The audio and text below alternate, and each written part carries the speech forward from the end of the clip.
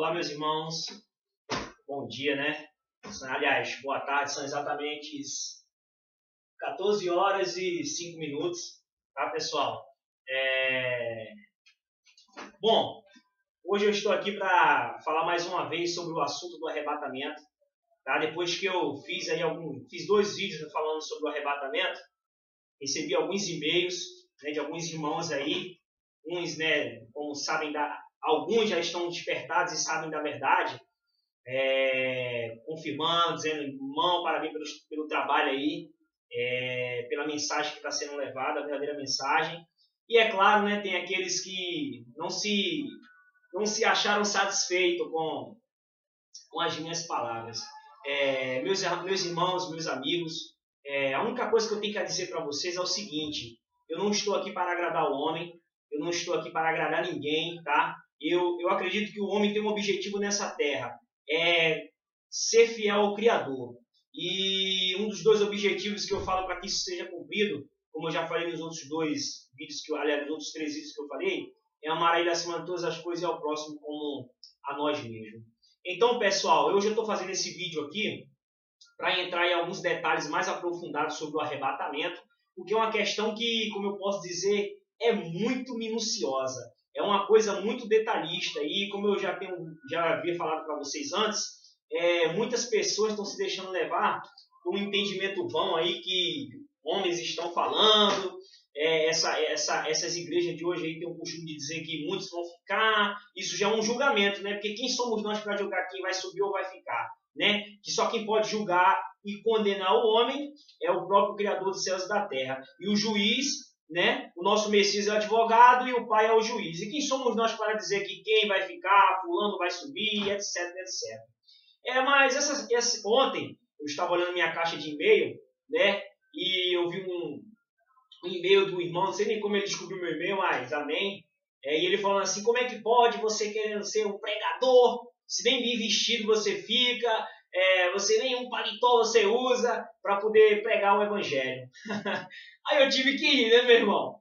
Eu tive que ir, né? Porque desde quando o nosso Pai Celestial está preocupado com a roupa que nós vestimos, né? Ele quer saber se você está usando um De Germani, um Maxoni, né? Ou então mesmo um Colombo, um Cinzano. Isso aí é o de menos. Mas, meu amado, já que você mandou, né, o e-mail para mim, ó, tô aqui com um blazer, tá? Um blazer da Colombo, bem apresentável, uma camisa da Cinzano, tá? Fiz por onde montar um local melhor para que seja levado mais a sério, se é assim que o irmão falou. Então, se for, irmão, para mudar a sua forma de pensar, por que não? Né? Montei esse mini escritório aqui, coloquei esse relógio aqui em cima, meus irmãos, porque o que está acontecendo muito na internet hoje é as pessoas tentarem transmitir a palavra e as pessoas fazerem montagem. Então, segue-se o horário aqui passo a passo, né? Para que vocês saibam se foram feitas montagem ou não. Você vai ver que o vídeo foi cortado e ali em cima os horários vão começar a aparecer espontaneamente de formas diferentes. Então, meu irmão, já que você falou em referente ao paletó, tá aqui, tá? O paletó não foi para agradar você não, mas para ver se você muda essa sua forma de pensar, mas acredito que o paletó tá bem aí para isso, tá? Se você está usando, como eu já lhe falei, essas marcas, da que eu falei são grandes marcas, ou se você está usando uma ralé que não tem nada a ver, o nosso Pai Celestial não está preocupado com o que você veste. O nosso Pai Celestial está preocupado com a forma que você age e tudo o que você fala, se é de crescimento ou é para diminuir a vida das pessoas ou não levar ela a caminho algum. Mas tá bom, pessoal. Vamos seguir em frente, tá? Espero que hoje a mensagem seja mais explicada. A última vez que eu preguei sobre o arrebatamento, eu falei e preguei no livro de Mateus, né? Se eu não me engano, em Mateus 24, e do versículo em diante, que eu não gosto de estar dando volta na Bíblia, porque, como eu já falei, o nosso Pai, o nosso Messias, quando ele queria falar algo, ele era direto, não existia isso, né? Primeiro, naquele tempo não existia, né? Essa tal falada Bíblia, como eu já falei, eu não acredito em 100% dela, porque já passou por mãos de vários homens, mas a Escritura ainda está aqui dentro. É por isso que nosso Messias falou assim, ó, analisar as Escrituras. Ele sabia do tempo de hoje, né? E quando ele falou assim, ai daquele que mudar sequer uma vírgula dessa palavra, meus irmãos, se ele falou, nosso pai, ele não é de ameaçar ninguém, ele é de avisar. Você acha que nosso pai estava ameaçando alguém, dizendo assim, ó, se tu mudar, vai acontecer isso, isso, isso. Nosso pai não é de ameaçar ninguém. Nosso pai é de avisar as pessoas do que leva ao erro, o que leva ao qual é o final do caminho do pecado ou do erro, né? Então, quando o nosso Messias falou aquilo, ele já sabia que as pessoas iriam mudar muitas coisas disso aqui, entendeu? Mas as escrituras ainda estão aqui dentro. Ainda existe escritura sagrada aqui dentro, mas nem tudo é o que é, entendeu? É por isso que o Pai pediu que você, quando fosse ler isso, analisasse e pedisse o entendimento do Espírito Santo, para que ele te desse o entendimento. Por que muitas pessoas hoje em dia leem isso aqui e não entendem nada? Porque tem muitas coisas aqui contraditórias. Tem coisas como... Eu tiro pelo Velho Testamento, onde como é que pode o pai entregar 10 mandamentos dizendo que não é para matar, não roubar, não levantar falso testemunho, não cobiçar a mulher do próximo, e entre outros, né, dos 10 mandamentos, e em seguida que ele entrega aqueles 10 mandamentos ao pai, a Moisés, automaticamente nas escrituras está dizendo que o Espírito Santo do Pai foi lá e matou 5.000 pessoas. Que porcaria é essa? Esse Deus aí eu não sirvo não, irmão. Leia as escrituras, porque o Pai, eu já falei, o Pai é amor. E jamais ele ia te chegar para você agora e dizer assim, ó, não mata não, hein? Aí depois ele ia mandar, porque o Espírito Santo se autocomanda? O Espírito Santo do Criador, do Pai, ele é autocomandante, no caso ele faz o que quer? Negativo. Lembrem-se que o Messias falou. Quando o Messias veio aqui, veio a mando de quem? Do Pai. O Pai queria. O Messias se ofereceu. Mas ele veio a mando de quem? Do Pai. O Criador. O Messias, né, deve esclarecimento ao Pai e o Espírito Santo também. Então quer dizer que o Espírito Santo automaticamente foi lá e cercou 5.000 vidas. É aí onde eu digo onde existe muita contradição nas Escrituras Sagradas. Mas, aliás, nessa Bíblia, né? Que as Escrituras ainda estão aqui dentro, mas cabe a nós analisarmos e buscarmos o que é e o que não é do Pai, meus irmãos. Então, leiam, é isso o conselho que eu dou a todos vocês. Busquem, porque, como eu disse, não sou eu e nem ninguém nessa face da terra que vai lhe dar o entendimento verdadeiro. A única coisa que os verdadeiros adoradores podem fazer é levar a mensagem. Agora, cabe a cada um de vocês buscar o entendimento, né, e ver se o que aquela pessoa está falando é verdade ou não. E como é que fazemos isso? Lembrem-se, pedindo entendimento ao Espírito Santo. Irmãos, se pedir, ele há de vos dar. Porque chegou um tempo da minha vida que eu olhei para um lado, olhei para o outro e falei assim, o que está acontecendo? Eu tento viver esse evangelho, mas tudo errado. Que é isso? É tanta coisas que acontecem dentro dessas igrejas aí, e o povo fala que o Messias está lá.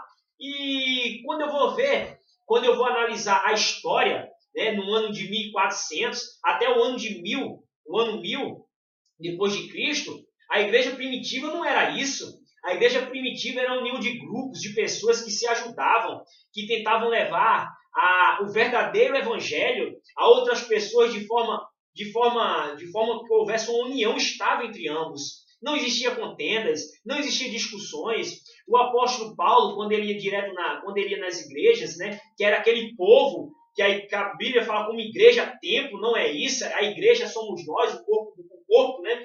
Se ele fala que o noivo está à porta, né, e nós somos a noiva, que é a igreja, então como pode existir um templo, né, se nós somos o corpo, se nós somos a habitação do Espírito Santo?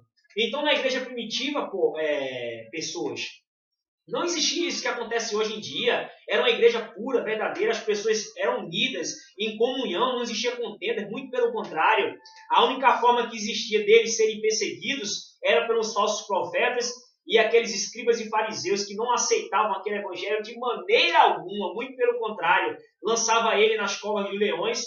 Eu já postei um vídeo desse aí no meu Face, mostrando como era a perseguição da igreja primitiva. Isso está na história, não é só a Bíblia, não fala isso declaradamente, porque eu tenho certeza que os apóstolos falaram isso, mas os homens, aqueles que não queriam que a gente soubesse como era a verdadeira igreja, tiraram isso daqui. Porque, irmãos, para vocês terem noção, a igreja primitiva era jogada aos leões, tá? Mães com bebês de colo, bebês de 3, 4, 5 meses, não importava. Eles jogavam naqueles coliseus lá para que os leões devorassem a todos eles. Vocês sabem o que é isso? Vocês têm noção? E o que estamos vendo hoje na igreja? Nós estamos vendo isso, perseguição? Cadê? a perseguição? Esses homens não são perseguidos, como eu já falei, eles se maquinam, eles se juntam com essas raças de víboras aí, que eu acredito o seguinte, meu irmão, olha só, é sim, sim, não, não, só existe um caminho. Aliás, existem dois caminhos, né? Se você toma um, é impossível você ir para aquele, porque você está indo para ali, né? O nosso amigo Albert Einstein, né, falou sobre a questão que duas massas não podem ocupar o mesmo lugar. Então, uma pessoa não pode seguir dois caminhos ao mesmo tempo. Então, você ou é direita ou é esquerda. É impossível você estar indo para a direita, também não tem que estar indo para a esquerda. Mesmo se você tivesse um irmão gêmeo, ele que estaria indo. Você que vai tomar aquele caminho. Então, se você, meu irmão, que se diz ser uma pessoa temente ao Criador, uma pessoa que segue os mandamentos, né? E se você segue os mandamentos e faz tudo aquilo que o Messias abdicou, né? Porque quando o Messias morreu, automaticamente o Velho Testamento se foi. A nova aliança não foi quando ele nasceu, foi quando ele morreu, que foi através da morte que alcançamos a salvação. Então muitos leigos ainda pensam que foi quando o Messias nasceu. Negativo. Por isso que tem muita gente aí hoje aí, tomando ceia, dando dízimo, né? Fazendo essas coisas ridículas que estão acontecendo dentro do meio religioso. Eu acho incrível que tem pessoas que estão lá se batizando no Espírito Santo, rodando a baiana, né? Que aqui deve para rodar a baiana, falando em um monte de línguas aí que eu nunca vi. Que confusão é essa? E esse mesmo irmão está se prostituindo, às vezes é homossexual, nada contra, né? Mas se você é se você é reto, é reto.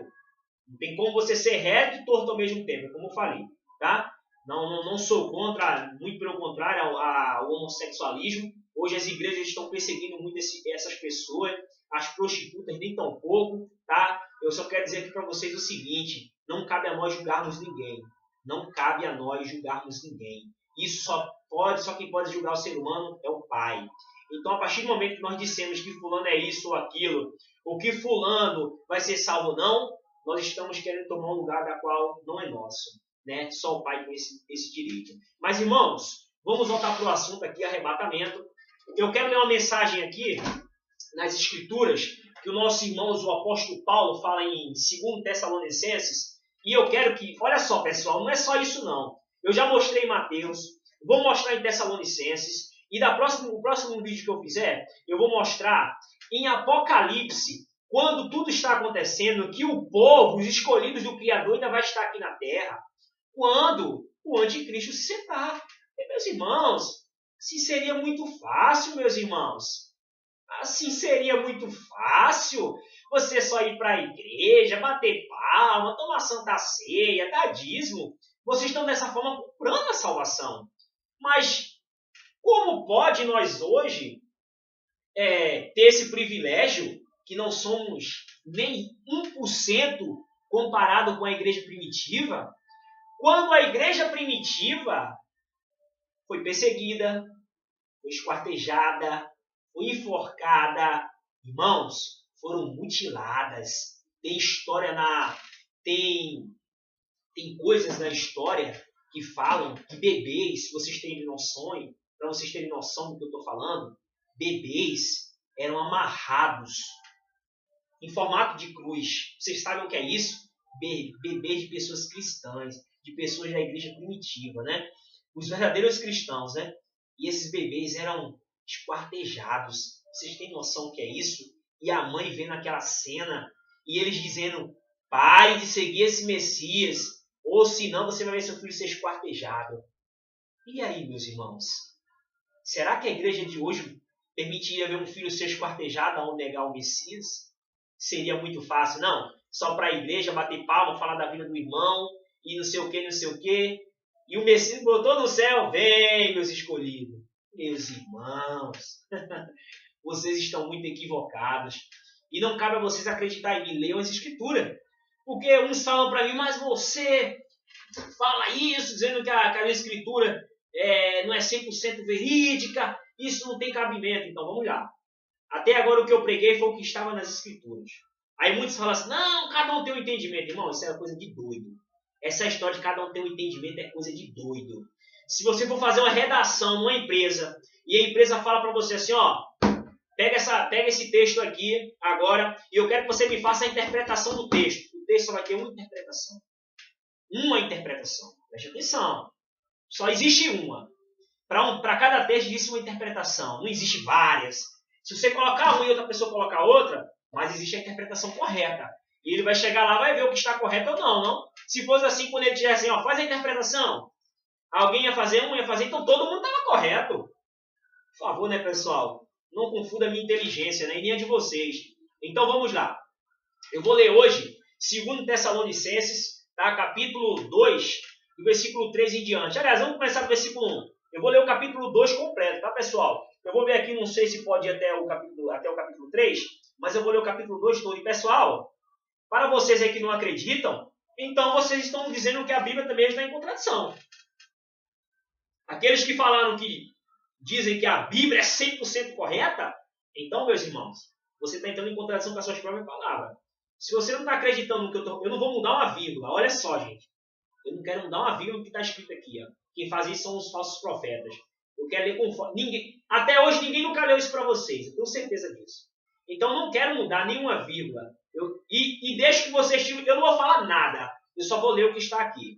Para que vocês não falem assim, ele leu e deu a interpretação dele. Não. Eu vou só ler. Para que os leigos, os mal despercebidos, não digam assim, ele que induziu. Não. Vou ler. Só vou ler o que está aqui. E que vocês tirem suas próprias conclusões. O mal dessas pessoas, sabe o que é? É que eles ouvem, não aceitam, por ouvir outras pessoas falarem o contrário, e eles mesmos, hipócritas, não vão nas escrituras analisar se aquilo realmente é correto. Aí é o fim da picada, né, meu irmão? Aí é impossível você, até se o Messias descesse hoje aqui, não daquela forma gloriosa dele, mas como um simples pobre, né? E chegasse para você e pregasse o evangelho do reino, você também não iria aceitar. Né? Porque você, esse hipócrita aí, né, ninguém na vida está me pregando algo. Né? Porque muitas pessoas, para pregar o evangelho, tem que estar bem de vida. Né? Paletózinho, roupinha bonitinha, as melhores roupas. Né? Isso o próprio Messias falou, hipócritas, querem usar as melhores roupas, usarem os primeiros assentos, né, dos templos, para que sejam vistos por muitos, mas muitos não sabem qual é o entendimento desses homens vãos, hipócritas. Então, lê as escrituras. Então, vamos lá. 2 Tessalonicenses, leiam, peguem a Bíblia, leiam, não só escutem, que eu posso mudar aqui alguma coisa, né? Então, quando você lê e acompanha o texto, você entende melhor. Então, vamos lá. 2 Tessalonicenses. Ora, irmãos, rogamos-vos pela vinda do nosso Messias e pela nossa reunião com ele. Isso é Paulo rogando, né, para que isso aconteça.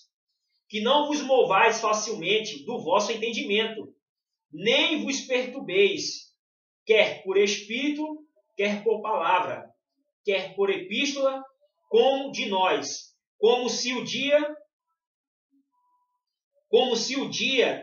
do Messias estivesse já perto. Ninguém de maneira, versículo 3, ninguém de maneira alguma vos engane, porque não será assim sem que antes venha a apostasia e se manifeste o homem do pecado, o filho da perdição. Quem é esse, o filho do pecado, o filho da perdição? Sou eu? É? Só falta dizer que sou eu, né? É o anticristo, pô. Filho do pecado, filho da perdição, anticristo. O qual se opõe e se levanta contra tudo o que se chama Deus. Versículo 3. O Messias falou assim, olha, pô, não permite que vos engane, né? De maneira alguma, porque não será assim sem que antes venha a apostasia, o filho do pecado, né? O filho da perdição. Então ele falou, olha, cuidado, espero que ninguém vos engane, porque não vai acontecer isso antes que venha o filho do pecado, o filho da perdição. Então, para que nós sejamos enganados, o filho do pecado, o filho da perdição tem que estar aí, né? A gente vai ser enganado por quem? Por ele. Então, vai lá. O qual se opõe e se levanta contra tudo que se chama Deus. ou se adora, de sorte que se assentará como Deus, num templo de Deus, querendo parecer Deus. Não vos lembreis de que estas coisas vos dizia quando ainda estava convosco? Né? E agora vós sabeis o que o detém, para que a seu próprio tempo seja manifestado. O apóstolo Paulo está dizendo o seguinte: ele está sendo detido no momento. Ele ainda não está fazendo ainda o que deve ser feito, porque o próprio Pai Celestial ainda não permitiu, porque quem detém ele é o próprio Espírito Santo do Pai que está aqui na terra. Então, vai chegar o momento que o Pai vai permitir que o Espírito Santo tenha autoridade a ele, conforme fala em Apocalipse, e ele tome a fazer aquilo que já estava nas Escrituras. Porque já o mistério da justiça opera. Somente há um que agora resiste até que do meio seja tirado. E então será revelado o iníquo a quem o Messias desfará pelo assopro da sua boca e aniquilará pelo esplendor da sua vinda. Então o que ele está dizendo é o seguinte: assume o anticristo. Quando se assume o anticristo, aí sim as pessoas serão colocadas. Não é a prova, povo. Não é a prova. É a escolha. Eu já falei, o nosso Messias não prova ninguém. Aí muitos falaram para mim assim: Jó, tu é Jó? Tu quer se comparar com Jó? Quer dizer que agora você quer se comparar com Jó, quando o próprio Messias falou assim: não viu um justo sequer na terra. Jó era justo. Tu é justo? Porque se você quer se comparar com Jó, meu filho, você quer ser justo. Você é justo? Eu não sou justo. Ninguém aqui é justo. O Messias falou isso. Ele olhou para a terra e não viu ninguém. Então quem somos nós para dizermos que somos comparados a Jó que passou pela prova? Coisas completamente diferentes. Então quando o anticristo assumir aqui, muitas pessoas, aí sim serão revelados os verdadeiros adoradores. Por quê? Como a igreja primitiva naquele tempo, irmãos, como a igreja primitiva naquele tempo, que era levada para os coliseus, eles não pegavam logo assim e jogavam, não, pô, não. Eles davam a escolha, eles chegavam e diziam assim: olha, ou você para de seguir esse Messias, ou tu vai morrer. E a igreja diz assim: e vem a morte. E porque eles sofreram e nós não deveríamos sofrer, povo, isso é muita hipocrisia. Isso é uma forma muito pobre das pessoas pensarem, né? O nosso Messias, ele é justo. Então, quando o anticristo se revelar, aí sim será colocado as pessoas, e aí sim as pessoas se revelarão. Porque os que aceitarem já vão dizer que é do próprio Satanás. E os que não aceitarem a marca, esses sim serão os escolhidos. Muitos serão entregues, né, para a morte, e outros farão aquilo que o Messias falou: fugir. Lá em Apocalipse está isso. Depois eu vou ler para vocês. Isso é tema de outro texto. Então vamos lá. E com todo engano e injustiça, para que se perecem, porque não receberam o amor da verdade para se salvarem. E por isso Deus lhes enviará a operação do erro, para que creiam na mentira. Leiam, né? Para que sejam julgados todos que não creram a verdade, antes tiveram prazer na iniquidade. Mas devemos sempre dar graças ao Pai por vós, irmãos, amados do Messias, por vós ter o Criador, por vós ter o Criador elegido desde o princípio para a salvação, em santificação do Espírito e fé da verdade, para o que pelo nosso Evangelho vos chamou, para alcançardes a glória de nosso Messias. Então, irmãos, estai firmes e recentes as tradições que vos foram ensinadas, seja por palavra, seja por epístola nossa. E o próprio, o nosso Messias, nosso Criador e Pai, que nos amou e em graça nos deu uma eterna consolação e boa esperança. Console os vossos corações e conforte em toda boa palavra e obra. Eu vou mais à frente aqui no capítulo 3. Então, por aí vocês já viram para ver, né? A parte do versículo 3, ele falou que ninguém vos engane, né? Porque ninguém de maneira alguma vos engane, porque não será assim sem que antes venha a apostasia, que está acontecendo aí hoje, e se manifeste o homem do pecado, o filho da perdição. Então vamos olhar, capítulo 3. No demais, irmãos, rogai por nós para que a palavra do Messias tenha livre curso e seja glorificada, como também é entre vós.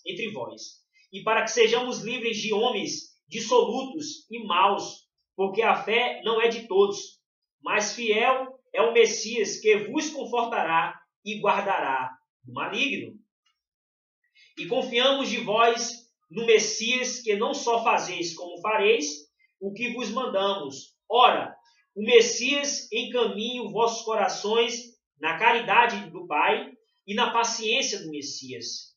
Mandamos vós, porém, irmãos, em nome do nosso Messias, que vos aparteis de todo o irmão que andar desordenadamente, e não segundo a tradição que nos recebeu. Porque vós mesmos sabeis como convém imitarmos, pois que não nos ouvemos desordenadamente entre vós, nem de graça comemos o pão de homem algum, mas com trabalho e fadiga. Olha lá, olha o que o apóstolo Paulo falou. Hipocrisia, né? Hoje vê dízimo e não sei o quê, e blá blá blá. Tem até tridízimo aí, já vi na internet, tem até tridízimo. Olha o que o apóstolo Paulo está falando. Esse era um apóstolo. Aí muitos falam, o apóstolo Paulo pegava dinheiro dos irmãos. Que isso, povo. Não fala isso. Às vezes a gente lê e descobre coisas, né? Eu já sabia, mas ainda não tinha pegado ainda nas escrituras um local para falar. Mas olha o que o apóstolo Paulo está falando.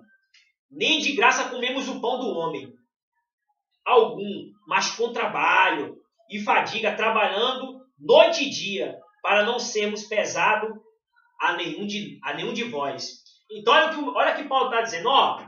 De maneira alguma nós comemos o pão de ninguém, muito pelo contrário. Nós trabalhamos e com muito suor, sacrifício, nós comemos do pão daquilo que veio a vós. E de maneira alguma, né, comemos do pão de ninguém. Né? Então Paulo está dizendo o seguinte, eu não pedi dinheiro a ninguém, eu não peço nada a ninguém. Com o meu trabalho, meu suor, meu sacrifício, eu como meu pão. Né? Não porque, versículo 9 do capítulo 3 de Tessalonicenses, 2 Tessalonicenses, capítulo 3 agora, né? Não, porque não tivéssemos autoridades, mas para vós dar nós mesmos exemplo para nos imitares. Entendeu? O exemplo de Paulo, ele deu exemplo. Ele mesmo fez a primeira coisa. E hoje em dia o pastor não quer trabalhar. Pastor, os grandes membros da igreja não trabalham. Já perceberam isso? Eles vivem do dinheiro de quem? Do povo, né? Mas muitos falam assim, mas ele prega o evangelho, ele tem que sobreviver também. Então quer dizer que ele cobra para pregar o evangelho. Né? Então, a partir do momento que ele quer o seu dinheiro e aceita, porque ele prega o evangelho, ele está sendo pago para pregar o evangelho, quando o Messias falou que dê de graça, porque ele recebeu de graça. Então, para poucos entendidos, isso basta. Porque quando ainda estávamos convosco, vós vos mandamos isto, que se alguém não quiser trabalhar, não coma também. Ué, uma vez eu vi o pastor Silas Malafaia pregando isso. Eu achei tanta hipocrisia. Olha só, ele falou o seguinte, mandamos isto, que se de alguém não quiser trabalhar, não coma também. Aí ele alegou o seguinte, olha irmãos, o meu salário de dízimo eu abri mão. Eu ganho dinheiro com venda de CDs, e DVDs e Bíblias. Os CDs, os DVDs e a Bíblia fala de quem? De Rassatã, por acaso? Fala do Messias, não é isso? Fala do Criador, né? Então ele está comercializando o quê? A palavra do Pai. Então, é muita hipocrisia, né, pessoal? É muita hipocrisia.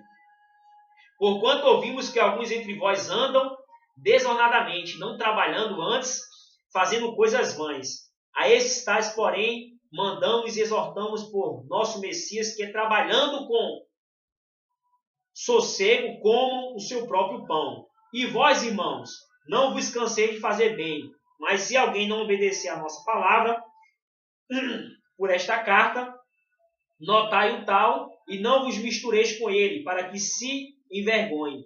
Todavia não tenhais como inimigo, mas admoestai-os como irmão.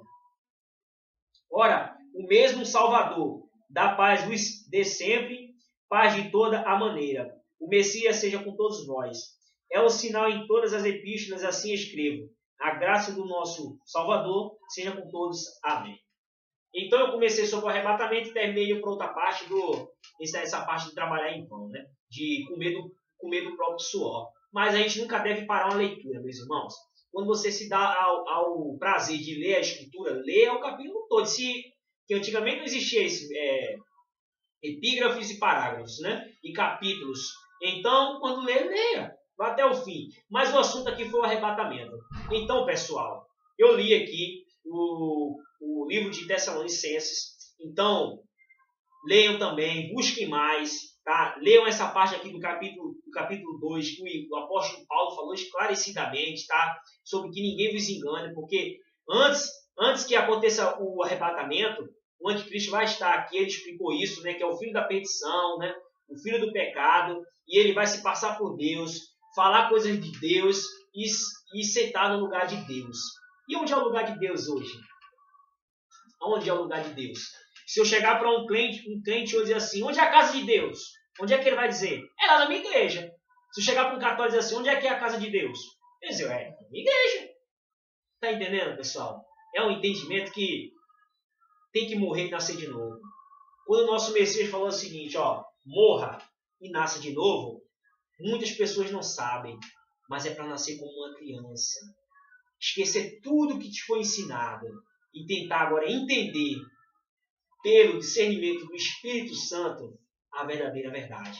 Porque como eu já lhe falei, não sou eu, não sou pastor, não sou eu, nenhum pastor e nenhum homem nessa face da terra que vai te dar o entendimento necessário para você compreender as Escrituras. Quem te dá o entendimento é o Espírito Santo do nosso Pai. Que a graça do Criador, né, e a comunhão e a paz sejam com todos vocês, meus irmãos. Até uma próxima.